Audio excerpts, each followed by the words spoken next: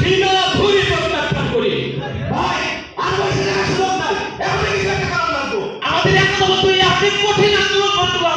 তাইলে এখনই এই মুহূর্তে কৃষক শ্রমিক ছাত্র জনতা সব মিলাই এখনই একটা ইনস্ট্যান্ট একটা মিছিলে ডাক দিব এখনই একটা এই আপোষটা সংগ্রাম সংগ্রাম সংগ্রাম টাকালিনা রাজপথ রাজপথ রাজপথ মেধাটা ওটা মেধা মেধা আমি সোনার বাংলায় বৈষম্যে ঠাই নাই আমার সোনার বাংলায় বৈষম্যে ঠাই নাই আমার সোনার বাংলায় বৈষম্যে ঠাই নাই আপোষটা সংগ্রাম সংগ্রাম সংগ্রাম টাকালিনা রাজপথ রাজপথ রাজপথ টাকালিনা রাজপথ রাজপথ রাজপথ ছাত্র জনতার এই মিছিলে কালকে সবাই খুলে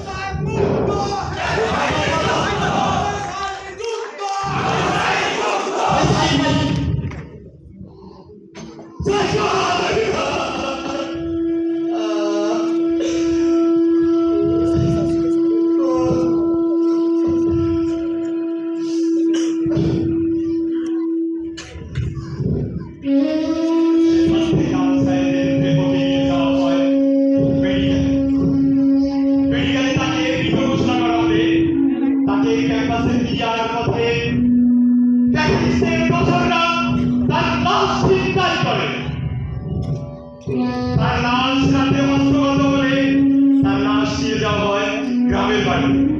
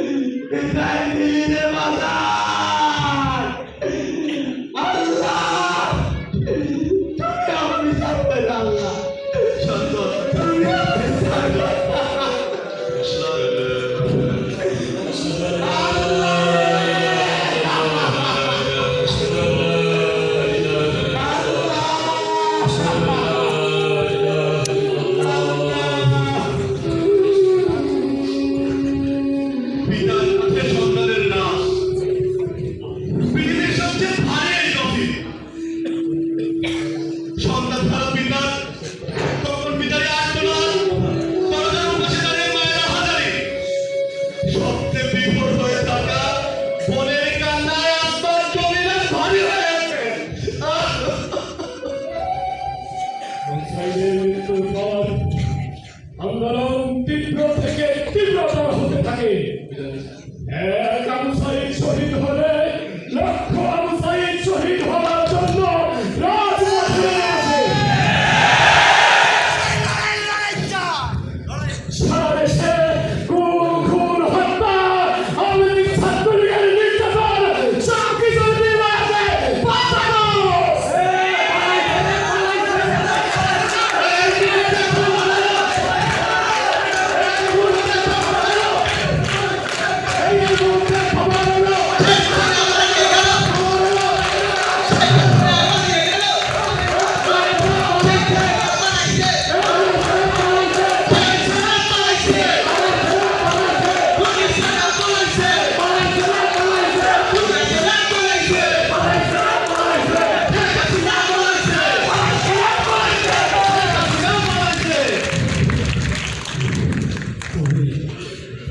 তবে এই 5 আগস্ট থেকে বাংলাদেশের ইতিহাসে আবার নতুন করে ঘটে যায় তিন রাত্রির নির্মম হত্যা।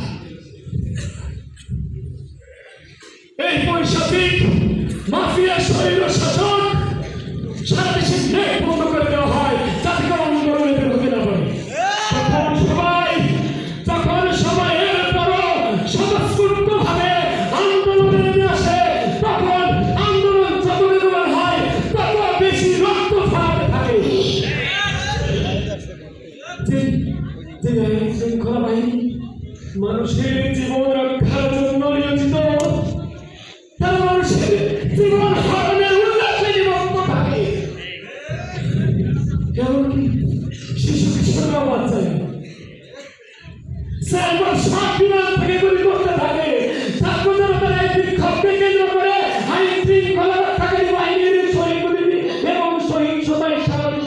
সত্তর শিশু কিশোরের মধ্যে।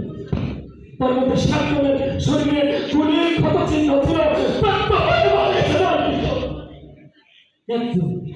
একজন মারা গেছে সাউন্ড গ্রেনেডের সিলটায় আঘাতে। কি পরিশাচী, কি বিভৎস ছিল আমাদের এই রক্তাক্ত লাল জুলাই।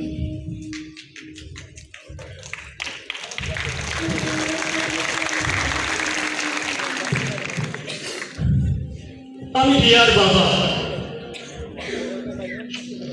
আপনারা নিশ্চয় আমার মেয়েকে ভুলে যাননি। প্রতিদিনের মতো সেদিনও সে বাসার ছাদেই খেলেছিল। হঠাৎ একটি গুলি এসে লাগে আমার মেয়ের মাথায়। সে মাটিতে পড়ে যায়। আমি তাকে ছাদ থেকে আনতে গেছিলাম। আমি তো জানতাম না আমার কলিজার মাথায় গুলি লাগছে। আমি তাকে ধরে হাসপাতালে নিয়ে যাই। কিন্তু 5 দিন কষ্ট সহ্য করার পর আমার মেয়েটা মারা যায়। আমার মেয়েটা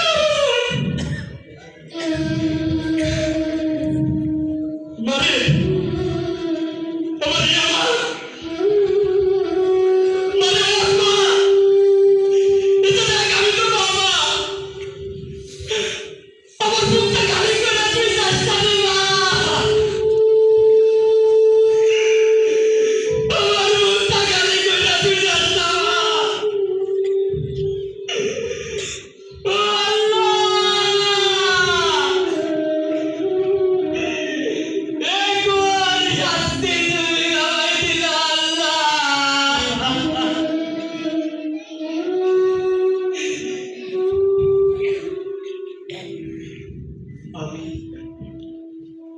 আমি সাবকাত সাহেবের বাবা। আমার ছেলের কথা কি আপনাদের মনে পড়ে? জানালার পাশে চালের পড়া টেবিল, 5ম শ্রেণীতে পড়তো আমার ছেলে। পড়ার বই, প্লাস্টিকের খেলনা, ঘরের মেঝেতে ছোট ছোট রক্তের দাগ। হঠাৎ জানালাতে আসা একটি বুলেট আমার হাতের চোখ বের করে মাথায় গুলি দিয়ে ফেলে যায়।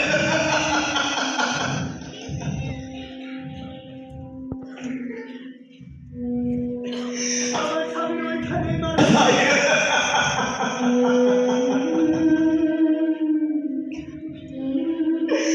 ও আল্লাহ,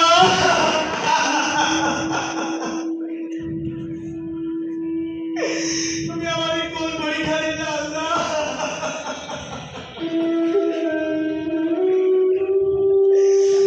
আমার পরীক্ষা হয়তো তুমি আমার কাছ থেকে চাইলে দিলা।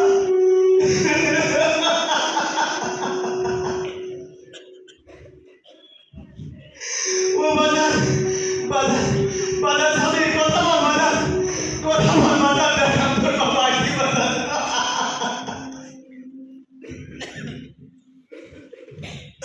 তোর কতটা কষ্ট হয়েছিল রে বাজার, তোর কতটা কষ্ট হয়েছিল।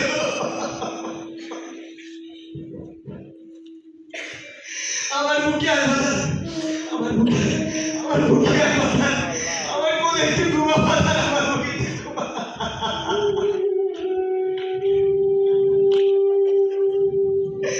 ও বাজার, আমার বুকে কাছে কোথাও যাইতে তুমি না বাজার, কোথাও যাইতে তুমি না, বুকে একটু ঘুমা বাজার।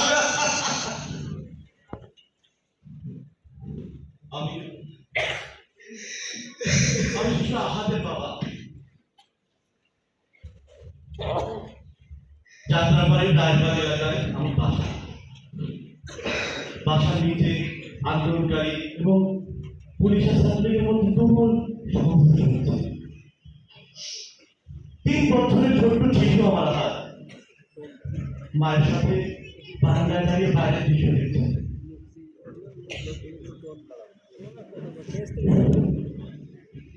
হঠাৎ হঠাৎ একটা ভুলে আমার হাতের ডান চোখ বের করে মাথা রাখি।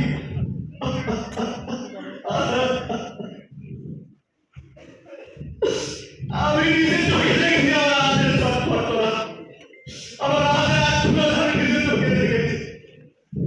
3 বছরের ছোট্ট ছেলে কিভাবে চটপট করে আল্লাহ।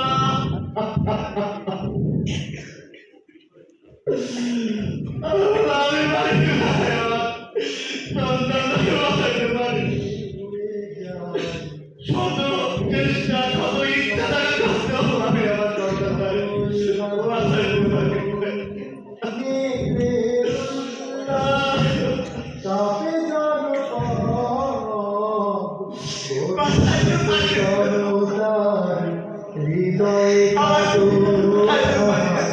সোনার পাখিরা উড়ে যায়, ভেঙে ভেঙে হৃদয়ে সকল বাঁধন।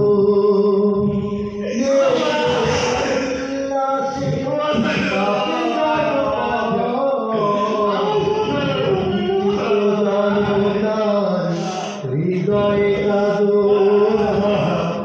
সোনার পাখিরা উড়ে যায়, সকল বাঁধন। পাখিরা ফুলের মতো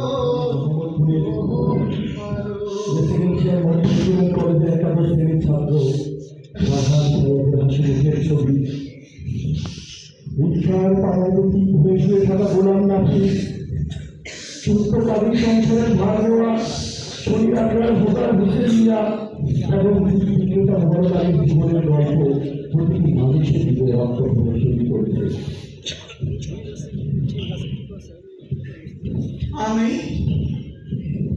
আমি রিক্সা চালিয়ে যাত্রাবাড়ি এলাকায় সেদিন ব্যাটারি চালিত রিক্সা নিয়ে বাইরে ছিলাম। চারদিকে প্রচন্ড গন্ডগোল। আমি রিক্সা নিয়ে যাত্রাবাড়ির পাঁচটা এলাকার অনাবিল হাসপাতালের সামনে গেছি। 2 গোলা আমার দিকে দৌড়ায় এসে পড়ে,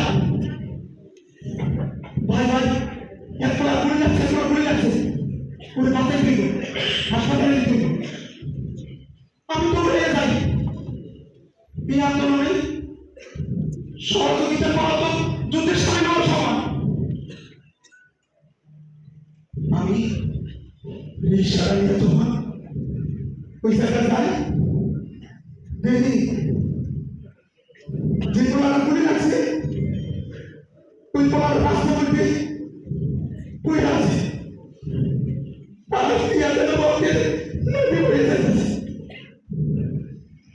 আমি আস্তে আস্তে পোলারের কাছে গেলাম,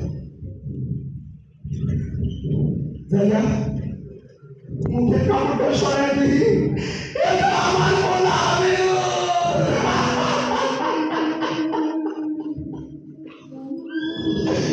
আল্লাহ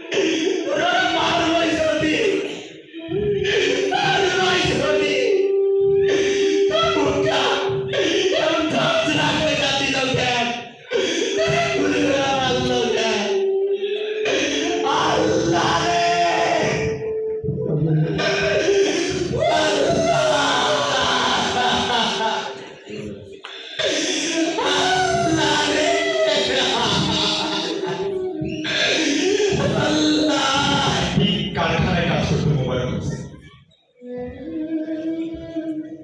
ফুটবল খেলোয়াড় হওয়ার আশা ছিল তার। এলাকায় খেলে একটি টেস্ট জিতেছিল সে। কাঁঠাল বাগান এলাকায় নিজেদের গরুর খামারের দুধ সরবরাহ করে ফেরার পথে গ্রিন রোডে মাথায় গুলি লাগে 13 বছর বয়সে মোবারক হোসেন। 17 বছর বয়সে আব্দুল কাইয়ুম আহাদ যাত্রাবাড়িতে রেফ্রিজারেটর ও এসি মেরামতের কাজ শিখত। যাত্রাবাড়ি উড়াল সড়কের পাশে আন্দোলনকারী ও পুলিশের সংঘর্ষের সময় পুলিশের ধাঁচড়া হয়ে যায় তার বুক। নোয়াখালীতে 7ম শ্রেণী পর্যন্ত পড়ালেখা করা মোবারক হোসেন 6 মাস আগে ঢাকায় এসেছিল কাজ শিখতে। স্বপ্ন ছিল কাজ শিখে সংসারের হাল ধরবে, কিন্তু তার কোথায় হলো? এভাবে শত শত স্বপ্ন বন্দুকের গুলিতে স্তব্ধ হয়ে গেল। আপনি তো সবার কথা বলেন, কিন্তু আমার কোনো রাস্তার কথা তো বললেন না। আমার কোনো রাস্তা বলছেন পরে নারায়ণগঞ্জের জিআই পুলিশের বিরুদ্ধে নিয়ে তোমায় আমার কোনো রাস্তা আমার কোনো ওইখানে একটা পোশাক করে চাকরি করতো মাত্র 6-7 হাজার টাকা বেতনের চাকরি। আমি দীর্ঘদিন ধরে সপ্তাহ চলে পুনরুক্তি বলে রাখছে 19 তারিখ শুক্রবার। পুরা 7 দিন ধরে হাসপাতালে ছিল। 7 দিন ধরে মৃত্যুর সাথে পাঞ্জা লড়তেছে, জানার পর আমি পুরা বাসে যাইতে পারি নাই। আমি একটা পুরা দেখতে যেতে পারি না। দেশের তো আমি আমার পুরা সাথে সাক্ষাৎ করার জন্য যাইতে পারি নাই।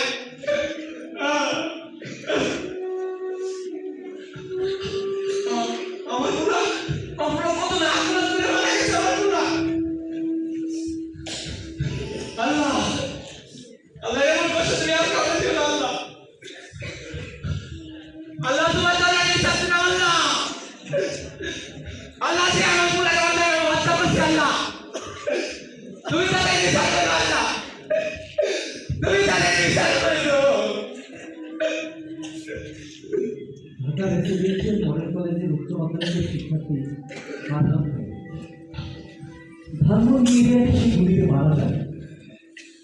2006 সালের 12 সেপ্টেম্বর তার জন্ম। সে তার ফেসবুক অ্যাকাউন্টের ইন্ট্রোতে লিখেছিল, একদিন পৃথিবী ছেড়ে চলে যেতে হবে, এমন জীবন গড়ো যেন মানুষ মৃত্যুর পরও তোমাকে মনে রাখে।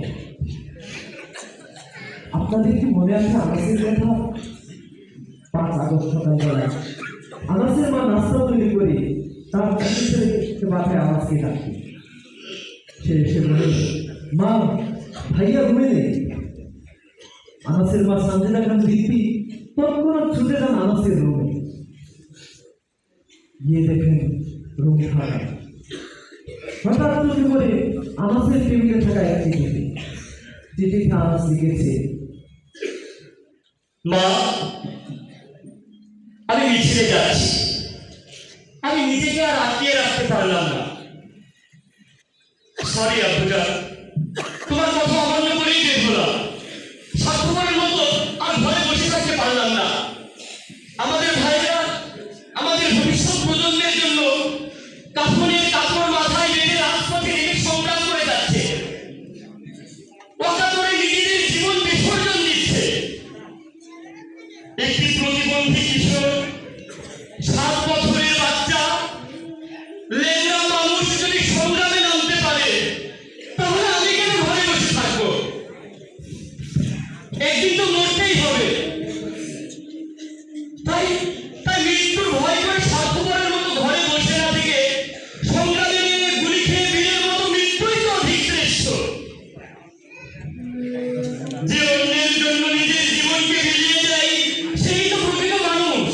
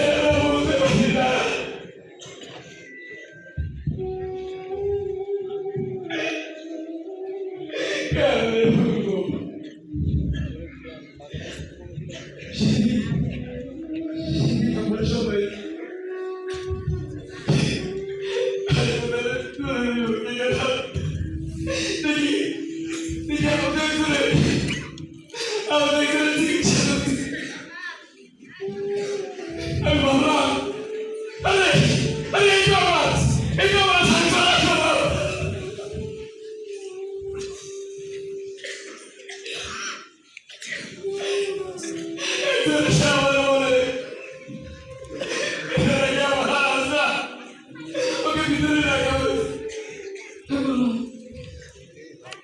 কোথায়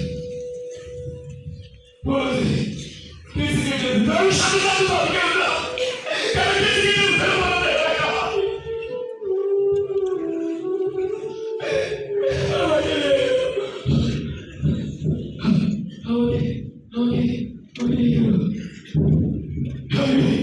আমি দেখতে থাকলাম আমি দেখতে থাকলাম আমার রাস্তা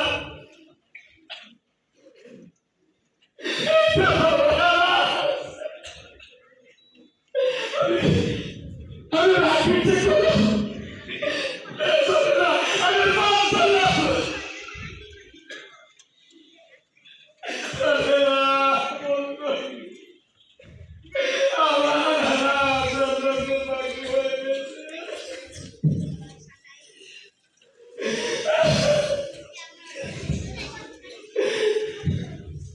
আমাকে বলে আসলে খবরে বলে বিয়ে করে গেছে আমাকে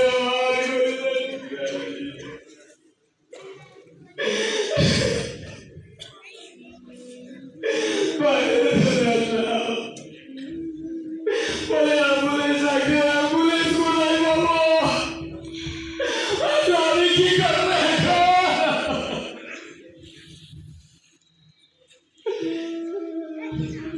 শ্যামলা ভাই রাজি বলে তাই সাথে আমার কুলারে নিয়ে কেন্দ্র নিয়ে গেল লোক তো দেখে বলে কুলারে এই বলা তো করে চাও খেয়ে যায় রাস্তায় ওরা বলে দেখে কেন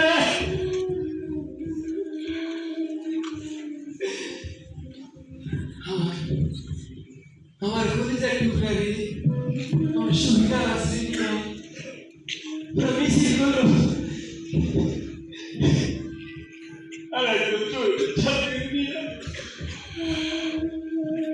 আমার কলিজার টুকরা রে বিছানা করেছে আমার মায়ের পাশে যাবো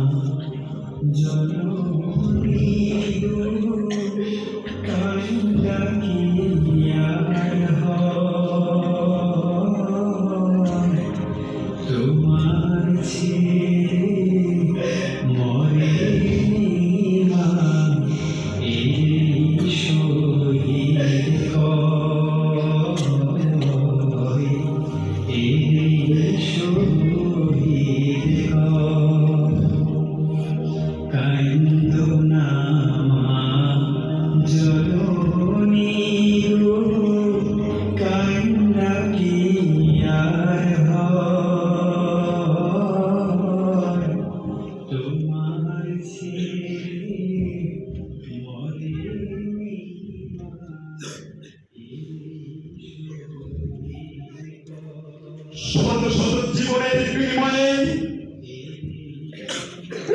সরকারের বিপদ থেকে মুক্ত হয়েছে মাফিয়া তন্ত্রের কাছে অবরুদ্ধ স্বাধীনতা আবার আমরা ফিরে পেয়েছি একটি 5 আগস্ট পেতে আমাদেরকে দিতে হয়েছে এক সাগর রক্ত কেউ হারিয়েছে মা কেউ বোন কেউ সন্তান কেউ ভাই কেউ বাবাকে হারিয়েছে